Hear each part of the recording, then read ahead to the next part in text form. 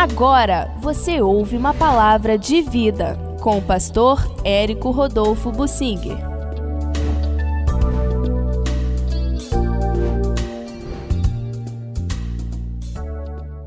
O rei é como um anjo de Deus. Vamos procurar entender esse assunto que é uma expressão contida aqui no livro de Samuel, 2 Samuel 14. Davi era rei e a palavra se refere a ele. Foi trazida uma mulher, tudo engendrado. Foi planejado tudo aquilo para forçar Davi a tomar uma decisão. E a decisão era essa: o filho Absalão tinha matado o irmão, Davi provavelmente tentou perseguir e o Absalão fugiu. Não fugiu para o mato, não, porque ele tinha um avô materno que era rei em outro lugar, chamado Jesur. E parece que Davi tinha um bom relacionamento com esse rei de Jesur, que era o avô do Absalão. O Absalão foi lá para o outro rei. Mas era um reino pequeno e ele ambicionava ser rei no lugar do pai aqui em Israel. E ficou um tempo lá, até passar a ira de Davi. Quando passaram 2 anos, então ele achou que já era hora de voltar. A poeira já tinha baixado, era hora de voltar. E ele, então, planejou. Foi lá e chamou Joabe, que era primo dele, comandante do exército, e que supostamente se avistava com Davi frequentemente. Foi lá e forçou o Joabe a ir ao rei pedir uma entrevista para ele, que o rei Davi recebesse o próprio filho, Absalão. Mas precisava de um argumento, e o argumento era esse: planejaram e inventaram lá uma mentira, uma situação, e levaram uma mulher teatral, que sabia chorar, e ela contou uma história. Pois é, o meu filho, eu tinha 2 filhos, um matou o outro, e agora toda a parentela quer matar esse filho, mas se matarem esse filho, eu vou ficar sem filhos.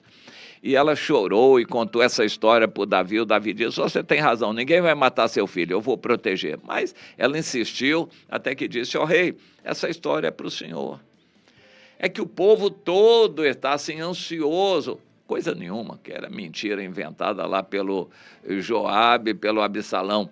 Mas ela dizendo: pois é, ó rei, o povo todo está preocupado com seu filho, Absalão, que está longe, o senhor não quer receber seu filho mais. Davi sentiu a situação, mas lá pela santa ele desconfiou. Isso aí tem o dedo do Joabe nessa história. E perguntou: mulher, tá tudo bem, eu vou atender você, mas me responda uma coisa, diga a verdade, o dedo do Joabe não está nessa história toda? Ó rei, o rei é como um anjo de Deus. Aí vem a expressão: o rei é como um anjo de Deus, ninguém pode esconder nada do rei. Na verdade foi o próprio Joabe que mandou eu falar. Então tá bom, tá bem, pode ir embora, eu atendi o seu pedido. E mandou dizer para o Joabe: Joabe, eu atendi o seu pedido lá. Não foi pela mulher, foi para o Joabe. Tá certo, Joabe, eu atendi, pode mandar trazer o Absalão.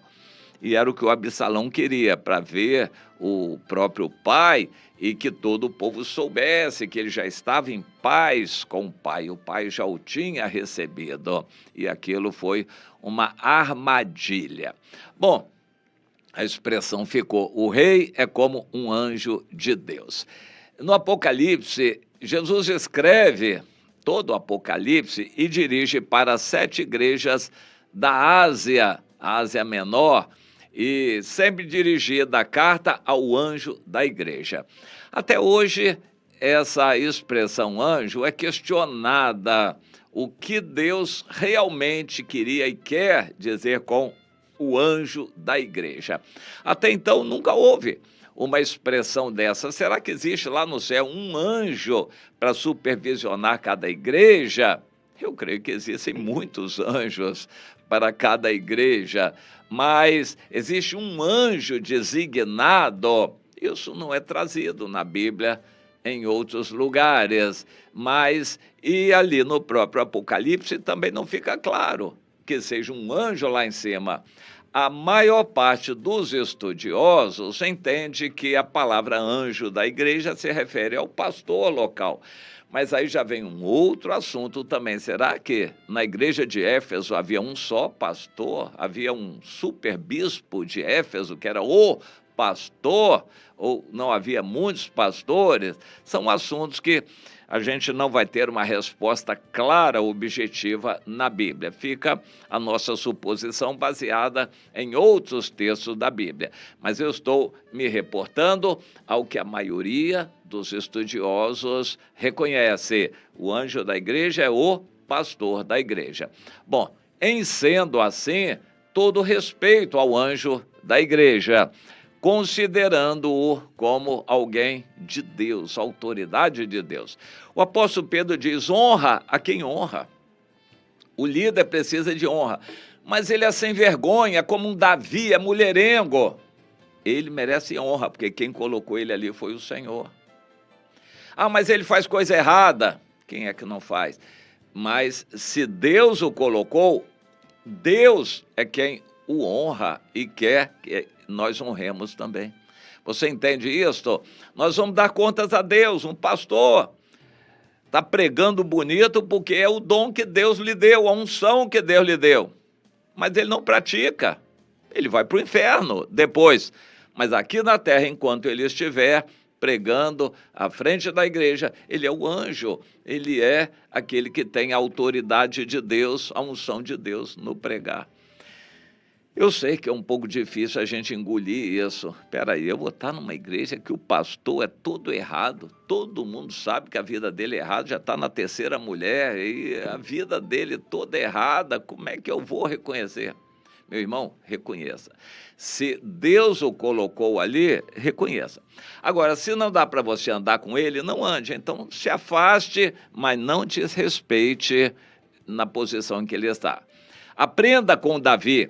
O Saul era péssimo, perseguindo a Davi, mas Davi sempre o teve como um ungido de Deus. Ungido de Deus. Honre aos ungidos de Deus. Não use de nenhum pretexto e nenhum assunto assim subentendido, um julgamento para você não respeitar aqueles que Deus levanta.